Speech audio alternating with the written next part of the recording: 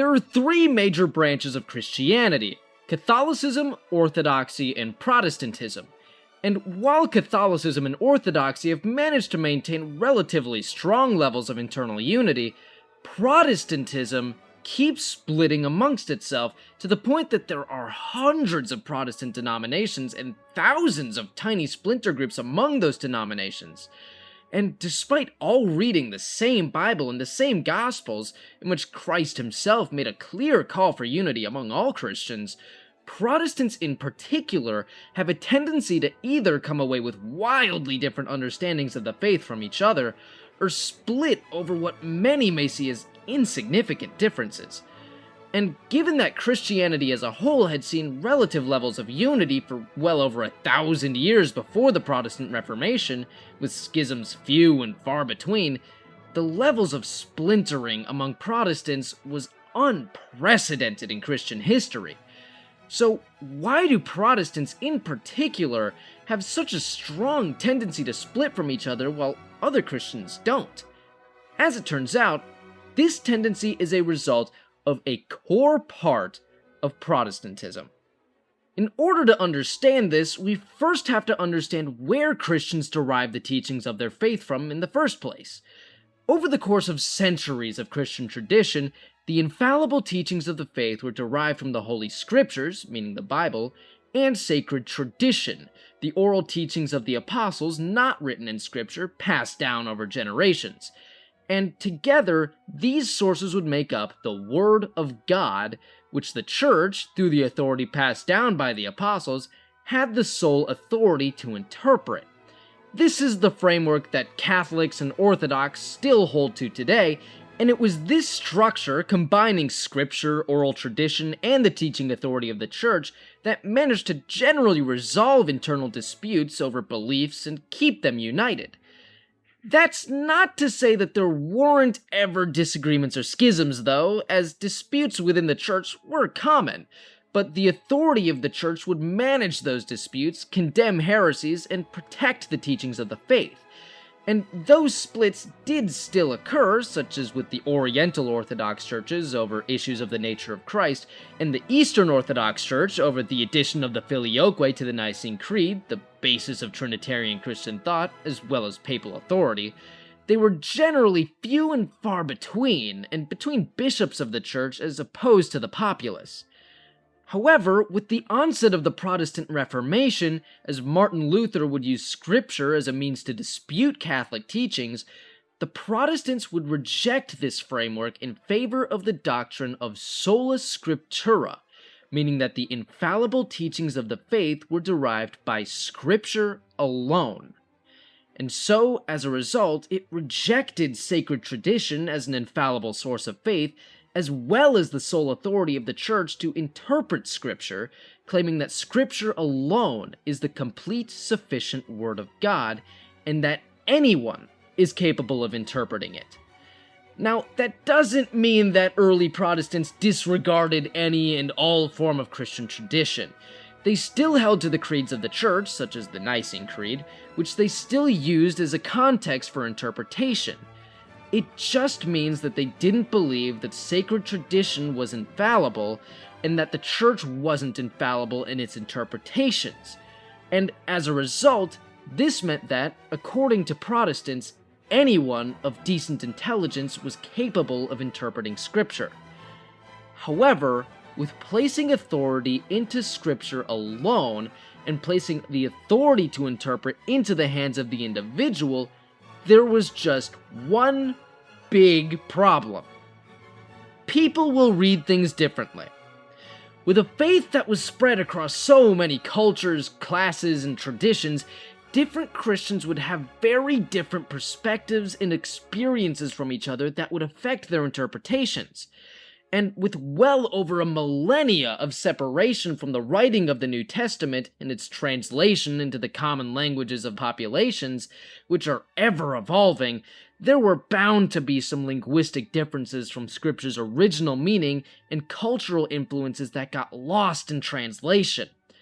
So, when reading Scripture, two Christians could end up walking out with two completely different interpretations of the same text. And stemming from the origins of Protestantism, from its separation from the Catholic Church over issues of the interpretation of Scripture, Protestants found themselves encouraged to place their own personal interpretation of Scripture over unity with other Christians. So, naturally and inevitably, as soon as Protestantism was born, Protestantism began to divide. The first branch of Protestantism to emerge from the Reformation was Lutheranism, which was formed by Martin Luther after his excommunication from the Catholic Church. And in the year 1529, the first major split would occur as Martin Luther and another reformer, Ulrich Zwingli, found themselves unable to agree on the real presence of Christ in the Eucharist, as Zwingli would end up forming the Reformed branch of Christianity, or Calvinism, after Zwingli's successor, John Calvin. And Calvinism would spread to places such as the Netherlands, where it would develop into the Dutch Reformed Church, and to Scotland, where it would birth Presbyterianism. In 1525, a group of radicals in Zwingli's Reformed Church disagreed on infant baptism, where they would then split to form Anabaptism, who eventually evolved into the Mennonites and the Amish. And in 1534, Henry VIII would sever the Church of England from the Catholic Church, founding Anglicanism. However, Anglicanism notably would keep most practices and beliefs of Catholicism, practicing what was known as prima scriptura as opposed to sola scriptura, claiming Scripture as the first authority of faith, not the only authority, still looking to tradition to inform interpretations, though still placing interpretation in the hands of individuals. However, Queen Mary I would reinstate Catholicism in England, exiling many Protestants, who would then become influenced by Dutch Calvinism. And by the time of Elizabeth I's Anglican Restoration, those influenced by Calvinism were dissatisfied with the small level of reforms in the Anglican Church, and would seek to purify the Anglican Church, either from within or without, becoming known as the Puritans. Some Puritans decided to try letting the congregation govern their church, becoming Congregationalists, while others were influenced by Anabaptist views against infant baptism, becoming Baptists.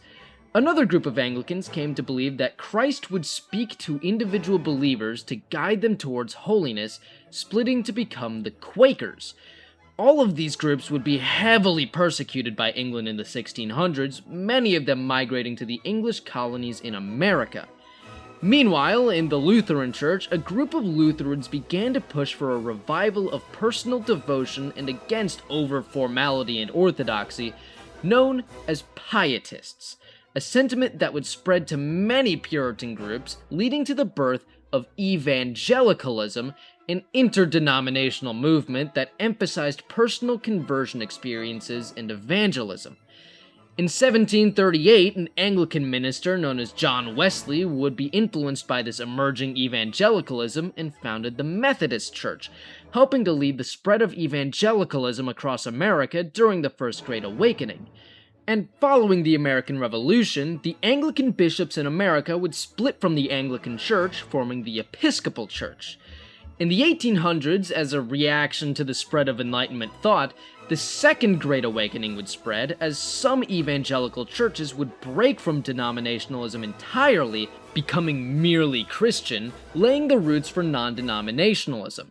And the Adventists would form from various denominations based on the idea of the imminent Second Coming, and the Seventh-day Adventists formed based on the idea that the Sabbath was meant to be practiced on Saturday.